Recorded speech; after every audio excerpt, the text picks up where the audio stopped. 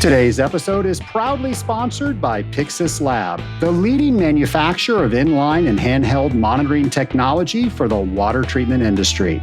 Are you tired of the fouling issues and maintenance requirements that come with using a standard DPD wet chemistry chlorine analyzer?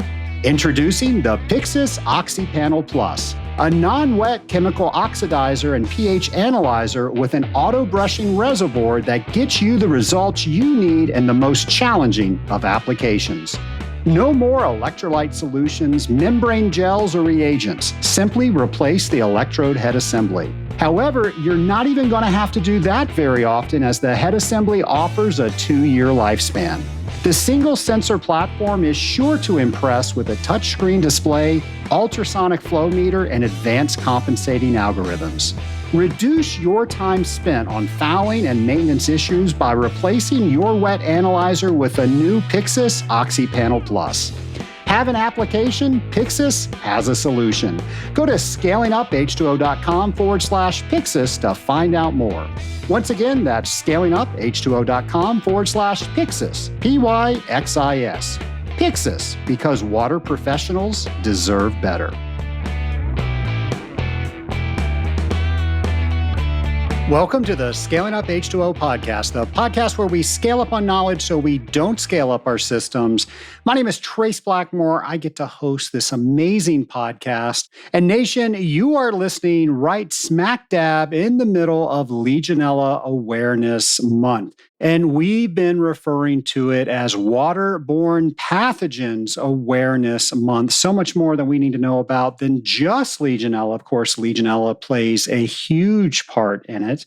Well, I've been receiving great comments from the audience from going to the Scaling Up H2O website and seeing all of the resources that our team has put together from the years of Legionella content that we've been able to get from our wonderful guests and also many of you. So we created a one-stop shop for you to find any and all things Legionella. So you can find any document that I think is about Legionella on this webpage. If it was mentioned here on the show, we've got it. Also, every single podcast that we have about Legionella, you can find very easily on one of those tabs on our resource page under Legionella. And if there's any legislation, whether it is proposed legislation or active legislation, that will be on there as well. Folks, it is a great place for you to increase your knowledge from each and every episode that you are learning from this month during Legionella Awareness Month. Scaling Up Nation, I am so excited because in just a few weeks, we are going to be at the Association of Water Technology's annual conference in Louisville, Kentucky. That's going to be September 10th through 13th. But I want to make sure you know about the business owners meeting that is taking place September 9th. So, by the way, the schedule is a little bit different if you go to AWT on an annual basis. So make sure that you are checking your travel plans to accommodate for that shifted schedule. It's a great schedule, but it's on different days than we've had in the past. And on Monday that week, we are going to have the business owners meeting. And I'm so excited because one of the speakers there is my personal speaking coach, Des Thornton. And Des has taken my speaking, how I write my speeches, how I speak to you, the Scaling Up Nation, and has given me just solid gold advice on how I can communicate better with all of you and anybody that I am communicating with.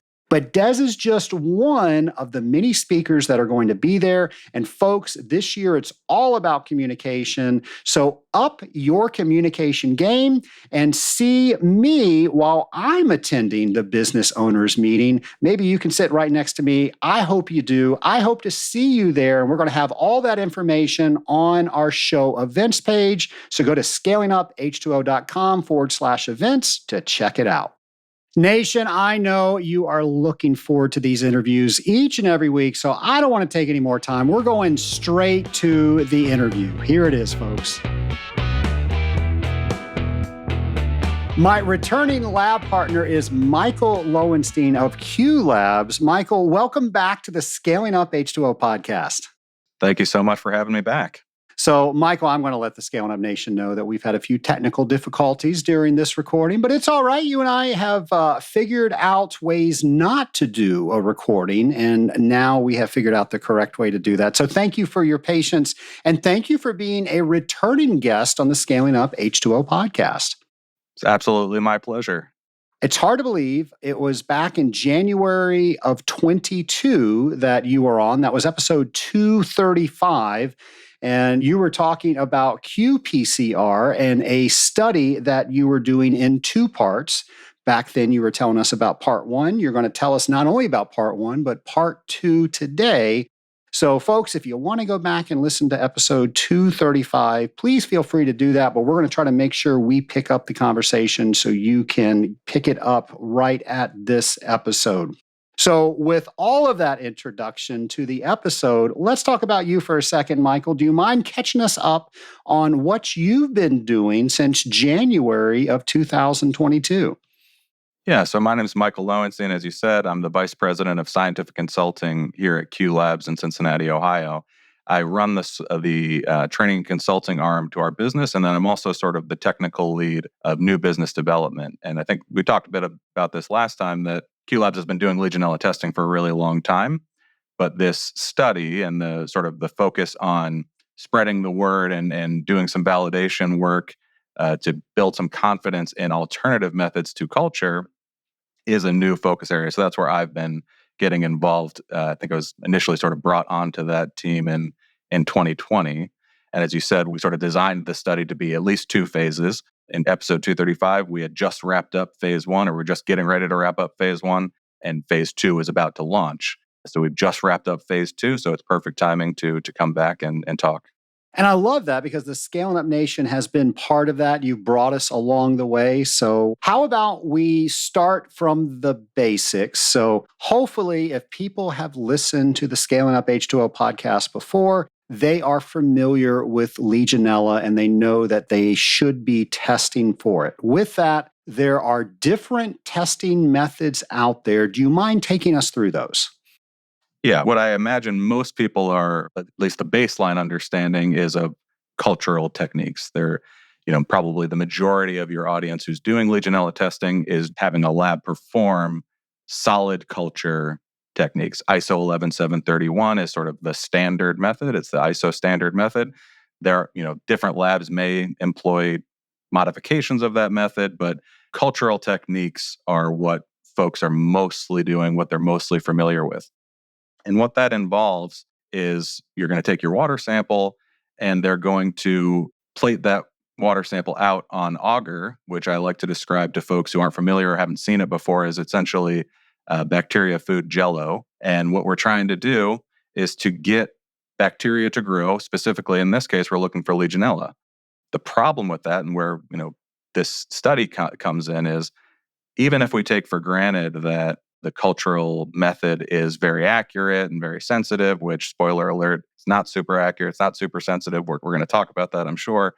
But it takes a really long time. It takes at least 7 days if you're following the method to the letter, but oftentimes it can take longer. If you see colonies that are suspicious of being Legionella, if you think, I think maybe those are Legionella colonies, the lab has to do some follow-up work. They have to restreak those colonies onto different agars. They have to maybe go do some identification work. They may have to do some serology, all different things that can take even longer. It can take up to 10 to 14 plus days, depending on exactly the path that you go down during that. So that's where we kind of said, well, there are these alternative methods that exist. One of those being qPCR. That's the one that we think shows the most promise. So in phase one, we also looked at just plain PCR, which is not quantitative. The Q in qPCR stands for quantitative. But we compared several of these commercially available methods to each other and then to the cultural method. Now we're kind of talking about the results of that study. Can you speak a little bit about the differences between PCR and qPCR?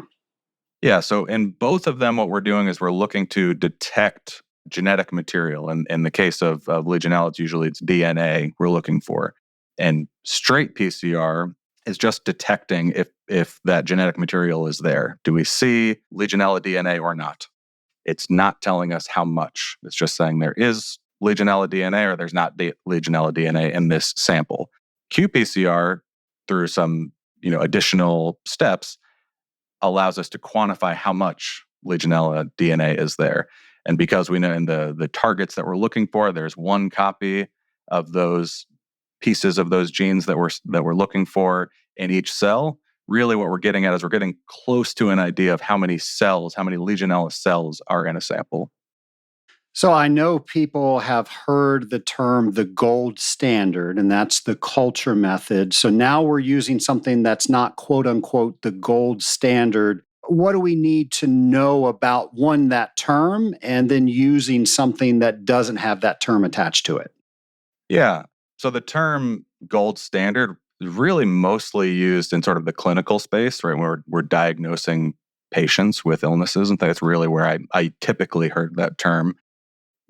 When we say, well, it's the gold standard, that's just something that we all say, right? There's not a regulatory body that has said it's the gold standard. It's just something that's become something that we say in industry, and that's fine. But I think we talked about also in episode 235. Okay, what do we mean really? Because we just made that up, right? But what do we mean when we say it's the gold standard? And I think where I net out is, well, it is the currently best available way to culture Legionella on a plate. ISO 11731 is definitely the best way. If you need to get a Legionella colony isolated from a water sample on a plate so that you can follow up with that colony and do different things, that's the only way to do it. That is the quote unquote gold standard. If what we're really looking for is the most sensitive, most accurate, most reproducible, most reliable method for detecting and quantifying Legionella in a sample, I would say it's not really the gold standard. So yes, qPCR doesn't have this term associated with it, but that's part of what I want to talk about is that, well, I think there's just a lack of confidence and lack of understanding with what it can do, how it works, and lack of independent validation, which is where this study starts to come in. So let's go there. Let's talk about the study. You decided that it was going to be a 2-phase study. So tell us a little bit about phase 1. And now that we've just concluded phase 2, if you can tell us about that as well. Yeah, so phase 1, we were comparing one straight PCR analysis and 2 qPCR analyses to each other and comparing them to the cultural method. What we found was basically all 3 were as good or better than the cultural method at detecting Legionella. And the key piece with phase 1 was that those were with lab inoculated samples. So we took a known amount of Legionella, put them into water samples that we had sterilized the water ahead of time. So it was sterile water. We had total control over how much Legionella was going in. And importantly, because we put it in there, we knew it was in there. So what we found was in a number of those samples, we couldn't recover the Legionella on the cultural plates. So using the cultural method, in many cases, we couldn't recover the Legionella at all. Or if there was a lot of Legionella that we put into the water samples, we recovered a small fraction of what we knew we had put in. With qPCR, what we saw was we got a more direct correlation between how much we put in and how much we detected back out. The one method that was just straight PCR, obviously we couldn't do that sort of quantitative comparison. We just had to compare, are we detecting it at all or are we not detecting it? And that was essentially equivalent to the cultural method. So how did that allow you to enter into phase 2 of the study? Yeah, so that phase 1 was really about us confirming the legitimacy of the kits, because these are not, it's important, I guess, to note for those who haven't listened to episode 235, these are not methods that we invented, right? These are commercially available methods that were developed by technology companies that we work with all the time. In the food industry and the personal care, drug industries, these are sort of the standard. Rapid methods are the standard. Really, the goal of phase 1 was to confirm the validity of these methods, these alternative methods, because we didn't invent these methods. So what we had to do is say, they make all these claims for themselves, like, we are very sensitive and we can detect this amount of Legionella and so forth. But we don't know that to be true. We have to confirm that. That's called method validation.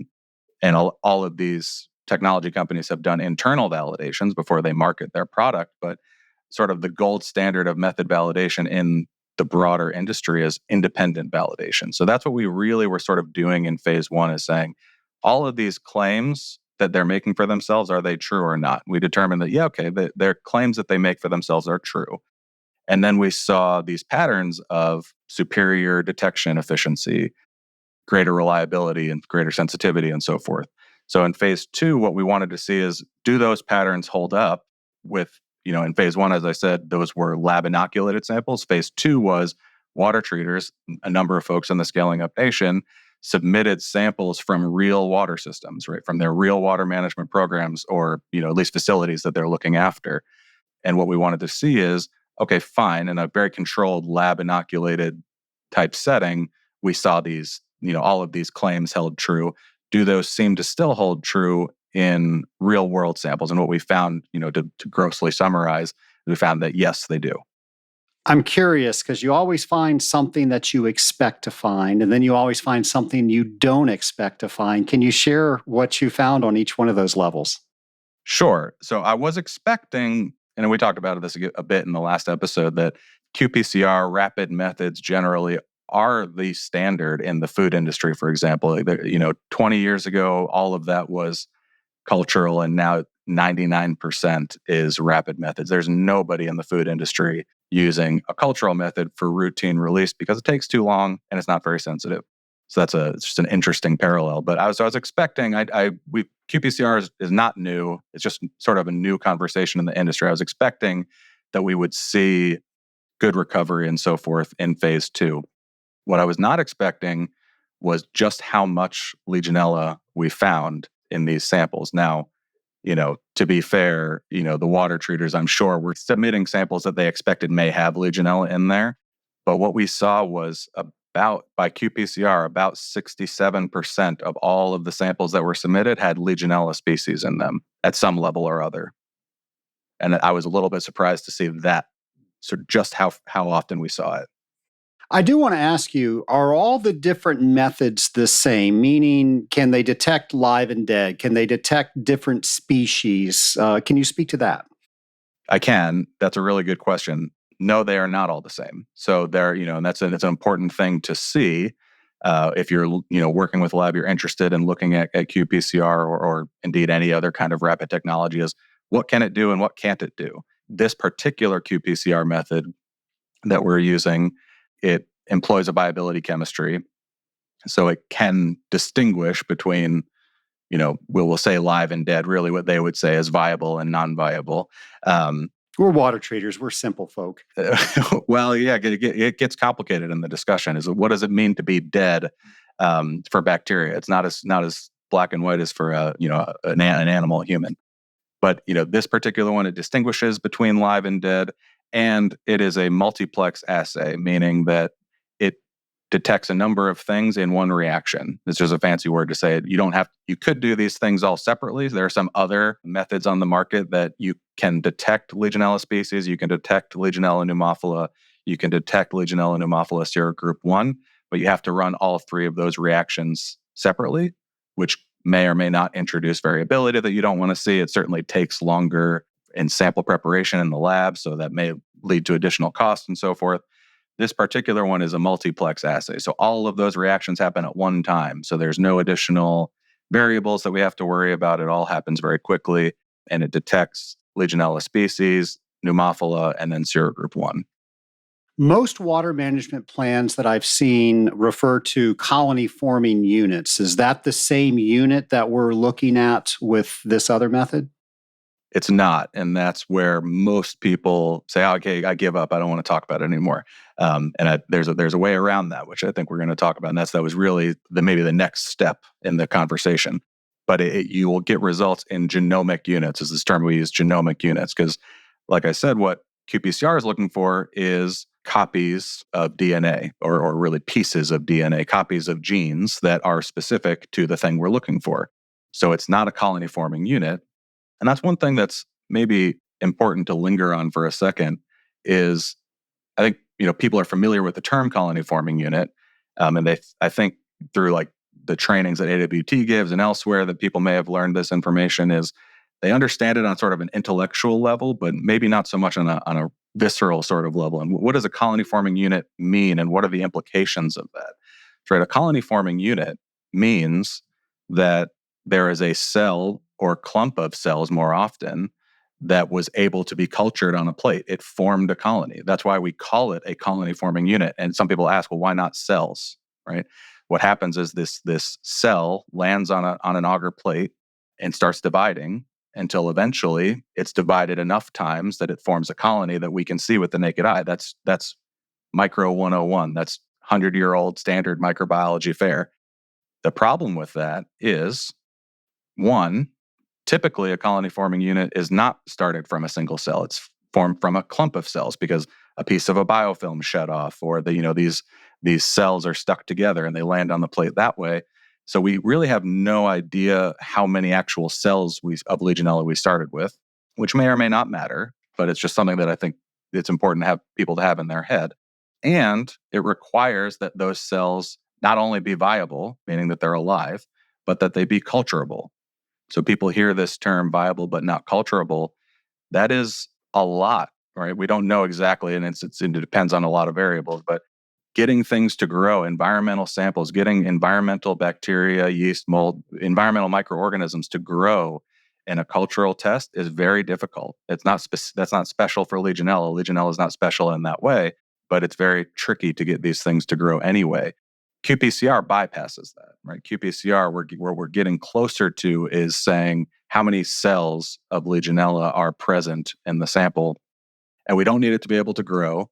And that's where this genomic units is coming in, is how many copies of DNA are we seeing?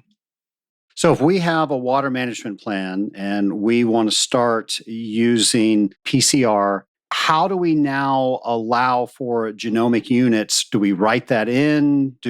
How do we get that into the water management plan so we can use this other technology?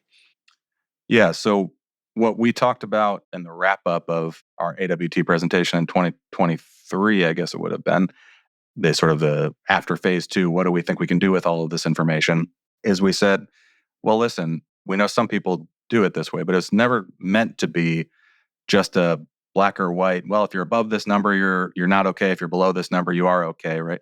The CDC has a multifactorial risk-based model, is what they call it. And they say, hey, listen, there's a number of things that we have to look at. We have to look at, yes, the number is important. How much in a discrete sample, how much Legionella is there? Did you see it at all? What level was it? And they give thresholds that are sort of, they're not required, but here's some good ideas of, in a non-potable sample, if you're at this number and it's in CFU, you may be well controlled or, poorly controlled or uncontrolled and so forth.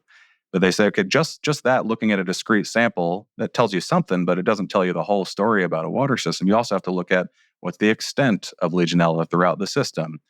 Maybe you found Legionella at a mediocre level in one sample, but you didn't find it anywhere else in the whole system. Okay, that's different than I found a low level of Legionella, but I found it in every single sample in my entire system and so forth. What kind of Legionella is it? If it's Legionella pneumophila, the CDC will say there is no known safe level or type of Legionella. I think that's maybe a little bit overstated. There's about half of Legionella species that we know have been implicated in disease. But certainly nobody's going to argue that if you find Legionella pneumophila, that's cause for concern. So all of these things work together to give us an understanding of the risk of a system. And the water treater then uses that risk to decide, what do I need to do about it, if anything? And what we're saying is we can do the exact same thing with qPCR. We can say, how much Legionella is there? What's the extent throughout the system? What kind of Legionella is it? We can get all of those same pieces of information. It's just going to be different numbers. So to get folks a baseline to start with, what we did was, there are some folks in literature that have tried to come up with algorithms to sort of convert GU into CFU. And I don't think that's the right way to do it. I think that for a lot of reasons, but not least of which because the statistics don't tend to back it up. But what we can do is say, hey, in the aggregate, right, using this broad sample size that we've done, right, generally speaking, what we can say is and it is going to differ based on each technology, but the one that we used in phase 2, we saw between 1.3 and 1.5 log difference between CFU and GU per mil. And so what we said is, okay, the closer we get to 1-to-1, the more conservative we're being, right? So we said, well, to make the math easier on everybody, let's say just use 1 log difference. So what you can essentially, to think about this, you can just chop off a 0. So if your level for well-controlled is, say, less than 100 in a non-potable system, CFU per mil, well, in GU per mil, you would just add a 0, okay? Because GU is essentially always higher for lots of reasons that we sort of just chatted through. So you may say, well, I'm going to use 1,000 GU per mil. Whereas 100 CFU per mil, I'm going to use 1,000 GU per mil. Now, it would be wrong to then take a sample and say, well, I got 950 GU per mil. That means I have 95 CFU per mil in this sample. That's not the way to do it. But to assess your risk and to determine what you're going to do, we think that that's a model that folks can start using. And you can pull those different levers however you want or need to, depending on what level of risk you're comfortable with. And that's going to be influenced by, what system is it? Where is it? Who's using it? All sorts of things. I really like how you pull in percent positivity, because that really means something, especially if you can isolate where you're getting that. I'm just thinking back, I don't see that very often in water management plans. I'm curious, if you could write how things should be tested in a water management plan, what would you want to see? Well, I don't know if I can answer that question, but what I can answer is, if I were a water treater, what would I be doing? Okay, fair enough.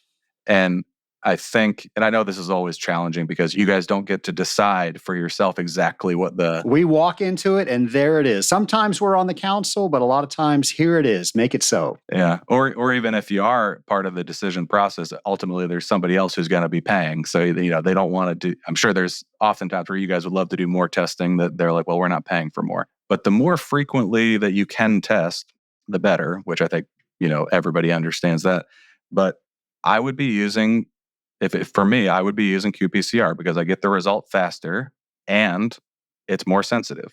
And then I would get away from this mindset of, well, I have to see none detect for me to feel good about it, right? We talk to a lot of folks that say, well, if I detect any Legionella, I have to go do some sort of treatment. If that's your position, then qPCR is not right for you, because you're going to see positivity that you didn't see before, almost certainly. But that's a feature, not a bug, is what I like to say, right? We can use that information. We can use that percent positivity. What's the extent of Legionella through the system? What's the level? And we might see low-level Legionella and decide we're not going to do anything, right? This is showing, I see that it's there, but this is showing me that all of my water treatment, all of my whole plan is working. It's keeping that under control. It's not changing over time, maybe. I could very quickly, if I wanted to, if I had any sort of concern about that, I could grab another sample really quick, which is another thing that is easier said than done, I know, with logistics of what it's like to actually be a water treater. But it's not part of the plan, but I'm going to go grab another sample really quick. And I don't have to wait 2 weeks to get the result back. I can have the result back tomorrow and know, is that number going up? Is it going down? Do I need to change something about my plan? But very often the answer is going to be, I don't need to do anything. I see that there's Legionella there. I know about it. I'm not going to be shocked the next time I go take a sample and I all of a sudden see Legionella that I never saw before, because it's now been able to grow up to a high level. But I can say, yep, it's there and it's not a problem. For those that have never tested for PCR, can you describe that process? One, drawing the sample, and then what the lab does with it. Yeah. The process for the water treater doesn't change at all. You go and take the same water sample that you would have anyway. The only thing that they would need to do differently is on that chain of custody form, that sample submission form, they would request a different method.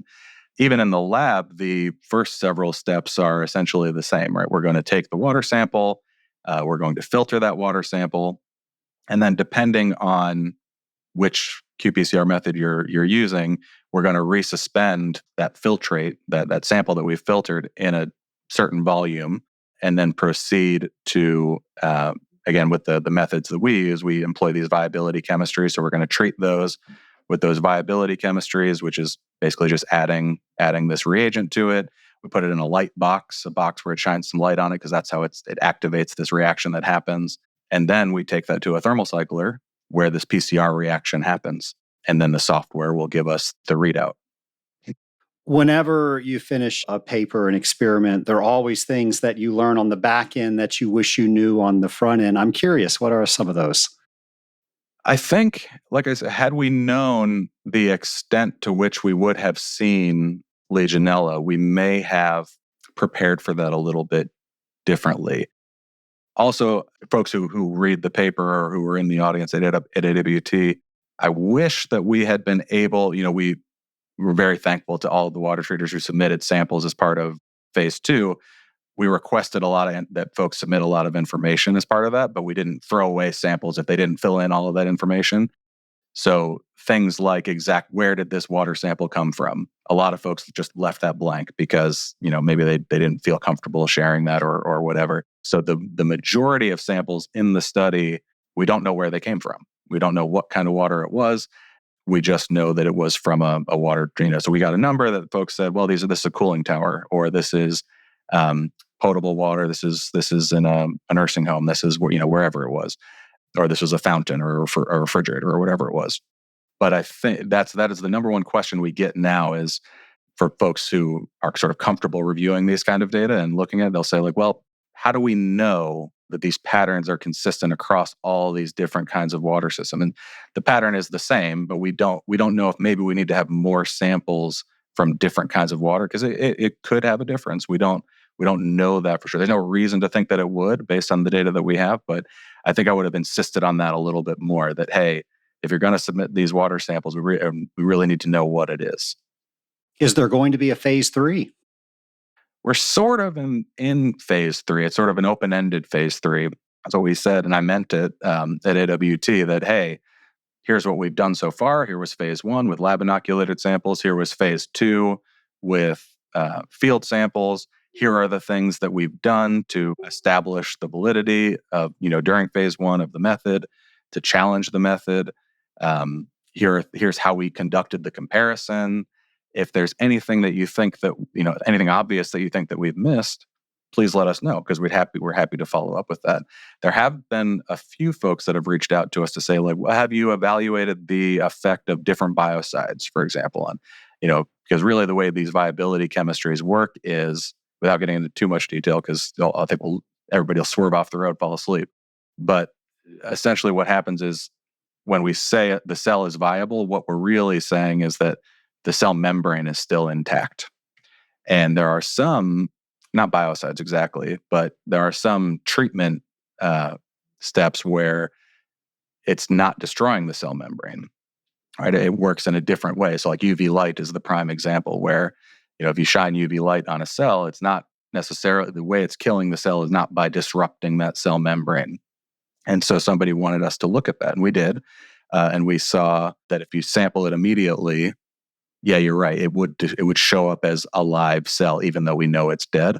But now the interesting thing that we're trying to look at is, when a cell does die, the cell membrane doesn't stay intact for very long. So the question would be, how much does that matter in real life? So that's a fair question that folks have posed, and that's something that we're trying to, but people haven't come to us a lot where they're using UV as a main treatment step. But there are things like that folks will bring up from time to time, and I'm very open to hearing those, because we really do want to make sure that we've covered all our bases. You mentioned the paper that you had for AWT. With your permission, I'll put that on the show notes page so everybody can follow along with that. Please, yeah. Awesome. It's a great paper. I learned a lot of stuff, so we'll make sure that that's up there so people can read that. And I want to ask, what are the main takeaways that you want to make sure that people leave from this interview? Usually when we're talking to people about qPCR, we get a couple of different responses. There's some folks that say, well, I'd love to use it, but it's not allowed. And we'd say, well, that's almost certainly not true. I mean, and then there's a few jurisdictions that specify exactly what test method you have to use, most notably New York City, right? They will say, you have to use these methods with these samples at these frequencies and so forth. Now, outside of your water, extra samples you take outside of those required samples, you can mostly do whatever you want. But pretty much everywhere else in the country, you can use qPCR. There's a lot of folks that say, well, the CDC says I have to use culture. That's just not true. And actually, we've been in conversation with the CDC about this study, and then we're helping getting them involved with this AOAC working group that maybe we'll talk about to validate not just this method, but other methods that may come to market. So I'd want people to understand that, hey, you can use qPCR. I'd also want them to understand that although it's maybe different than what you've become used to, it's not scary, right? It's not something that we talk to a lot of folks that think that they can't understand it. And that is simply not true. It's not that complicated. And actually, it gives me the opportunity to bring up, yes, I'm speaking on the study and everything, but I should point out that all of the lab work was performed by my colleague, Joe Benzinger, he's a senior microbiologist here. He's been with Q Labs for over 30 years. And we've had a number of water treaters who Joe will bring them into the lab, and he will show them how the cultural method works. He'll have them actually executing the method in the lab, and they'll say, "Oh my gosh, I knew the textbook version of how it worked. We've talked about how it's done, but I've never actually done it. Now that I've seen it, it sort of clicks more again, at sort of like a visceral level." And the same thing with qPCR. It may not be what you went to school for. It may not be what your expertise is, and you're not, spending a couple hours with Joe is not going to make you an expert, but you can definitely understand how it works. So I would tell people, don't be intimidated just because it's different, just because, you're looking at genetic information instead of colony forming units. We're still just measuring how much Legionella is present. You mentioned before somebody's paying for this. As far as pricing, I know everybody has different pricing. Is this about the same pricing, more expensive, less expensive than culture methods? Yeah. So I can only speak for Q Labs. Fair enough. Another lab's going to charge whatever they want. What I can say is there's no real reason why it should be dramatically more expensive.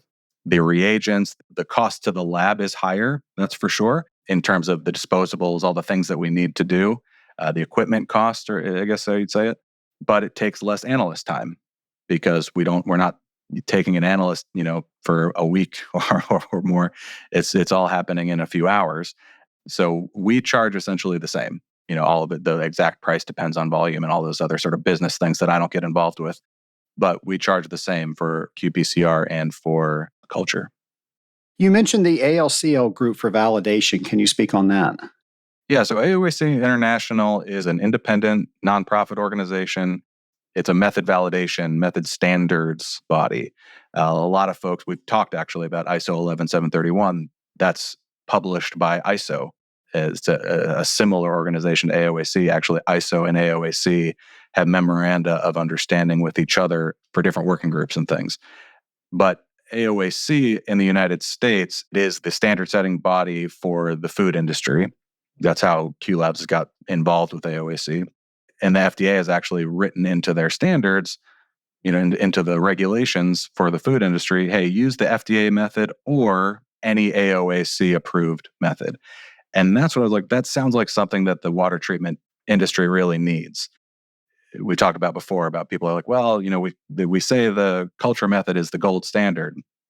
And how can I be confident that I'm allowed to use an alternative method? And that's a fair point. And so I said, hey, it would be great. And we have a lot of standards that sort of, and some of them now even mention qPCR, but they don't really give you the go ahead. They sort of say, well, you may want to use it, and here's things you should consider if you do use it, and so forth. But like the ASHRAE guidelines and other guidelines like that, it would be great if they could write into there, use the culture method or an AOAC approved alternative method. And, they could give some more details there.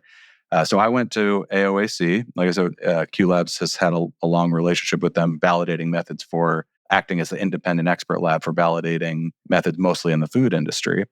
And I went to them and I said, hey, there is a need. The water treatment industry has a need for standards to validate these Legionella methods, these alternative Legionella methods that are coming out. And we spoke a number of times to the full AOAC body, initially at their annual meeting, I think 2 years ago now. And I was joined by, some of your listeners will probably know, Dave Christofferson. He was sort of representing the water treatment industry. I was representing the laboratory. We had a method developer who was present as well, sort of representing all sides of this and saying, hey, there's a need for standards to validate these methods against, because the existing validation standards are not appropriate for the most modern techniques. So some of your listeners will know there is an ISO standard for validating qPCR methods for Legionella, but there's a couple of problems with it. It doesn't allow for challenging those viability chemistries. You can use them, I guess, if you want, but there's no real challenge to see if they really work. So I was like, well, we need to challenge that. And it doesn't allow for, it specifically says we don't allow for multiplexing in the use of this standard. So we just need a new standard. So we launched a advisory panel, a Legionella advisory panel, in January of this year, actually now. It's under the AIMS science program if people go onto the AOAC website. And we just started the working group. Both of those, the advisory panel and the working group, it's sort of rolling. We're always looking for more people to get involved.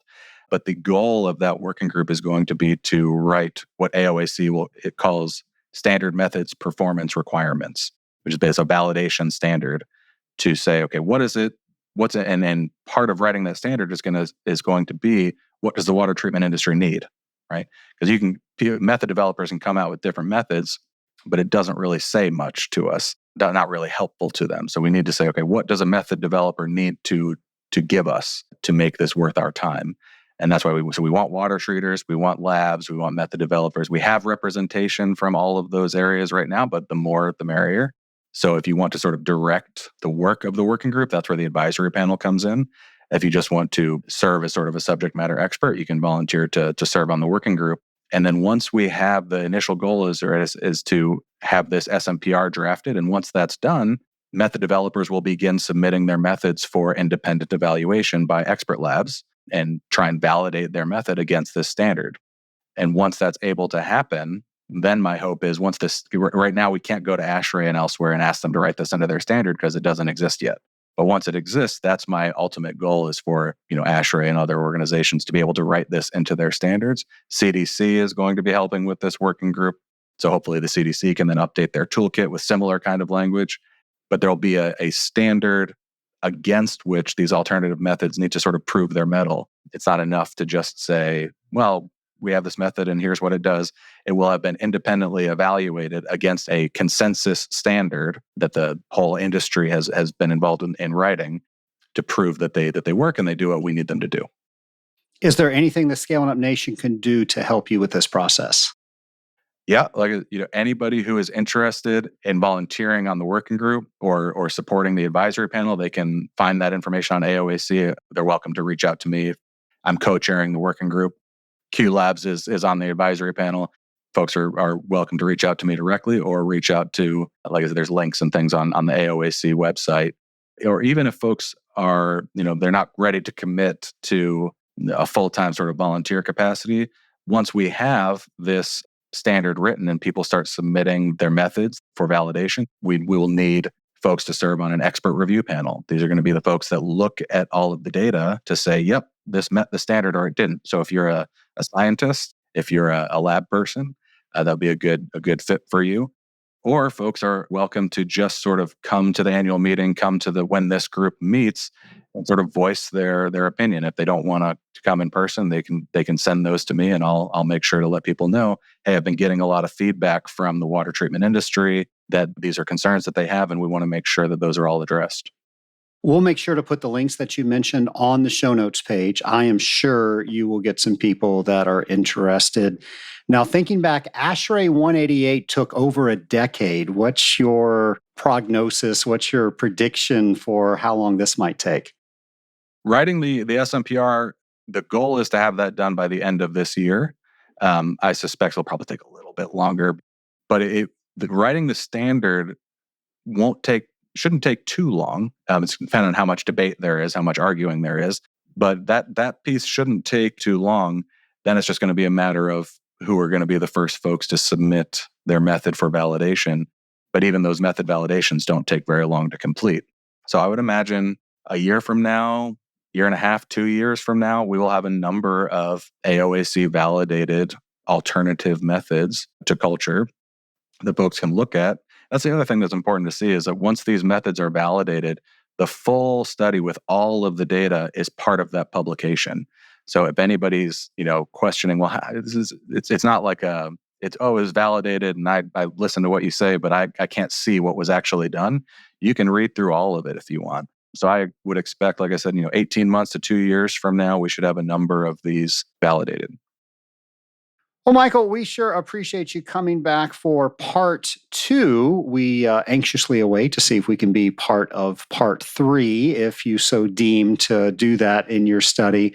But I do have some special Legionella lightning round questions for you if you are ready. I'm ready, as I'll ever be, I hope. Here we go. Question number one. What do you think the biggest success around Legionella has been? I think it's probably, because I'm comparatively new to this space, from what the stories that I've heard from folks who have been around for a while, it's just that I think we've won the battle of convincing people that they need to test. I think what I've heard is that it took ages to just convince people this was important, even to test for it. And so I think more people than ever now at least understand, hey, I need to test at least sometimes, and we shouldn't forget that was a big win. Second question, what do you think the biggest challenge around Legionella is? I think that is probably that we don't know the infectious dose, right? We don't know how much Legionella is safe, even by any measure, CFU, GU, we don't know. And we might not ever know because it's super variable depending on who the patient is and so forth. And that makes it difficult for water treaters, I think, to set their levels and decide when they get something that's maybe on the fence, what to do. That's where this sort of risk assessment comes in. But that's a challenge for sure. What would you say the biggest opportunity around Legionella is? Well, I always like to flip those challenges into an opportunity. So I think the biggest opportunity is development of risk assessment skills. It's obvious from talking to water treaters that they understand the data that they're getting back. They understand obviously how to treat a system, how to maintain a system. Now I think it's using these different tools and getting more comfortable with the idea of assessing risk. Of it's not always going to be above my threshold or below my threshold. Or like I said, there's a lot of folks that I talk to that they take sort of a zero tolerance approach to. If I detect Legionella at all, I have to go treat the system. I have to go do something. And the goal is not zero Legionella. That's not a reasonable goal. Legionella lives in water. We're expecting to find it there. So I think folks getting more comfortable with this idea of really looking through that CDC has done a good job. Hopefully we've talked a little bit about more of that today, is that there's multiple risk factors that you have to sort of combine together to decide how much risk is this system really at. Because just because I saw Legionella doesn't mean the risk is higher, and also doesn't mean necessarily that I have to do anything. Maybe I do, but I have to look at multiple things to figure that out. And it's really easy to talk about. It's hard to do. I totally understand that. Final question. What's the biggest lesson learned you would say around Legionella? I think probably just how widespread it is. Again, it's one of those things I keep saying that people understand it on an intellectual level, but understanding it sort of in our guts on a visceral level that Legionella is all over the place, especially, if your understanding of the frequency or extent of Legionella in a water system is based solely on culture, you're probably going to be surprised at how much Legionella is actually out there. Legionella was very widespread, and in phase 2, it was in about, like I said, 67% of the samples that were submitted to us. Now, I'm not saying that 67% of water samples have Legionella in them, but it was wider spread than I was expecting, and I was expecting to see a lot. So it was even more widespread than I was expecting to see. And that's good and bad for everybody to understand. It feeds into that risk assessment piece. Okay, Legionella is out there. It's pretty widespread. Obviously, it doesn't mean that everybody's getting sick all the time. So we gotta think about that. We have to understand that context and decide what kind of risk profile our systems have. Well, Michael, I want to thank you for coming back on the Scaling Up H2O program. It really has been cool to be part of this with you and include the Scaling Up Nation. So I want to thank you for that. I also want to thank you for what you're doing to try to get us some more options in the field to be able to use different testing, and you're spearheading that. So thank you so much for all of those things. Oh, thank you so much. It's great to always be along, and we couldn't have done phase 2 without the help of the Scaling Up Nation, so we really appreciate it. Michael, thank you for coming on the Scaling Up podcast once again. Thank you for all the work that you're doing with the AOAC And we're going to try to promote that as best we can with maybe some social media posts. So that way you can get exactly what you were asking for from the Scaling Up Nation. Scaling Up Nation, how cool is that we are such a community of water treaters, of fine people, that people said, hey, if we can get the Scaling Up Nation to help with this, we can actually get something done. So our team's going to try to make that easy for you. So be on the lookout for some social media, and always go to our show notes page where we'll have some information on how you can help that out as well. Nation, if you have an idea for the show, please let me know what that is. You can go to scalinguph2o.com/ideas.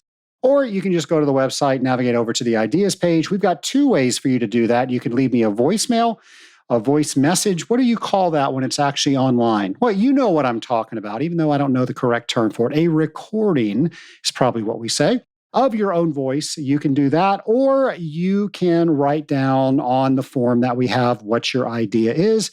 And that makes sure that we're getting the next guest. We have the next topic. We have the next show.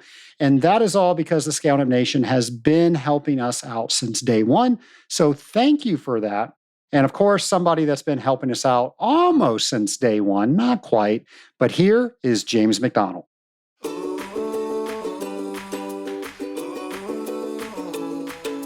Welcome to Drop by Drop with James, the podcast segment where we wonder, explore, think about, imagine, and learn industrial water treatment, you guessed it, drop by drop, together.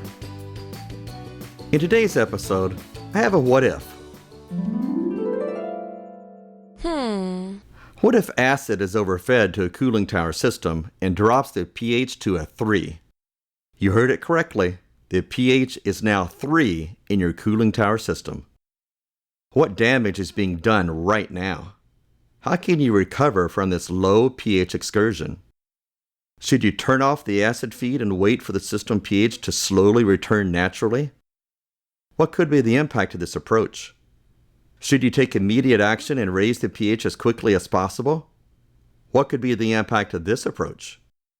Should you increase blowdown? What caused the acid overfeed? How could this be prevented in the future? What alarms could be set up?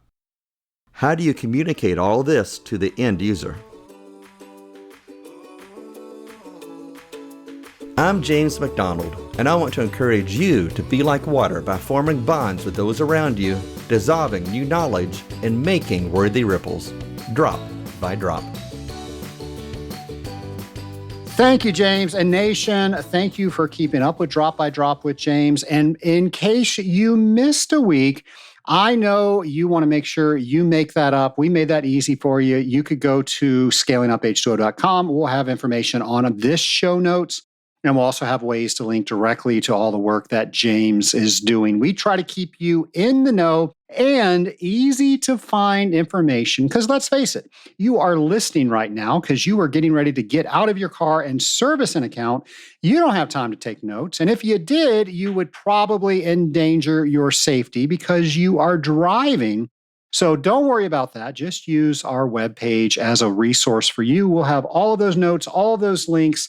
So when it is a safe time for you to go and do some research, it'll be ready and waiting for you. And while you're there, be sure to check out the events page because, Nation, there is just so much going on in the water community. And I can't tell you how many comments that I have received where people will find me at an event and said, I had no idea this was even going on until I heard it on the podcast. Well, thank you for telling me that. But I'm going to tell you, I don't talk about everything that's going on because there's just so much. So if you have not been to scalinguph2o.com/events, you are missing a ton of events. One of them could be in your backyard. So be sure to check that out. And be sure to be here next week when we have a brand new episode. It's going to be another one on Legionella awareness. And Nation, thank you for helping me raise the bar, not only in the water treatment industry, but with all of our Legionella knowledge. Have a great week, folks.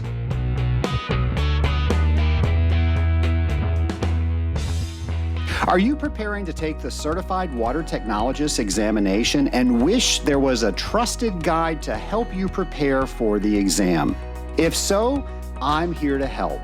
Even after years of experience in the water treatment industry, I remember how nervous I was. So I put together over 130 videos to help you gain confidence so you can sign up and take your CWT exam this year. I sure wish I had that when I took this exam so many years ago. Visit scalinguph2o.com/CWT prep to purchase my CWT practice exam course.